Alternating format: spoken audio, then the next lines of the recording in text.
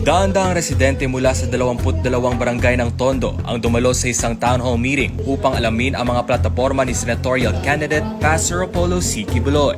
Ang pagpupulong ay nagbigay daan sa mas malalim na pagkilala sa advokasya ng butihing pastor na naglalayong wakasan ang kahirapan sa bansa. Sa kabila ng mainit na panahon at mahabang pila, hindi natinag ang mga dumalo. Si Tatay Hill, isang retiradong sundalo, nagpahayag ng kanyang paghanga kay Pastor Apollo dahil sa kanyang di matatawarang pagtulong sa mahihirap.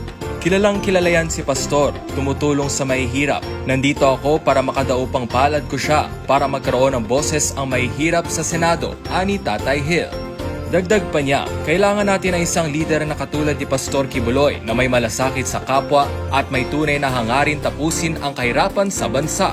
Sa kabila ng mga batikos at isyong ipinupukol laban kay Pastor Apollo, nananatiling matibay ang paniniwala ng kanyang mga taga-suporta sa kanyang integridad at layunin. Ani Tatay Hill, hindi ako naniniwala sa mga paratang laban kay Pastor.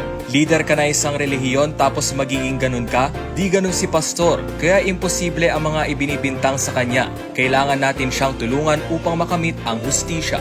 Isa rin sa mga naging tagapagsalita sa nasabing pagtitipon si Boss Dada, isang kilalang political vlogger na naglahad ng dedikasyon ni Pastor Apollo sa paglaban sa katiwalian sa gobyerno. Siyempre si Pastor Apollo C. Quiboloy ang magsisilbing konsensya ng mga senador sa Senado. Lahat ng mga senador pupulisin niya. Lahat ng kurakot papansinin niya. Lalabanan niya yan lahat. Gagawa siya ng batas para ang lahat ng mga kurakot na mga government official, bitayin talaga lahat yan. Kawawa ang mga Pilipino habang sila nagpapasasa, ani Boss Dada.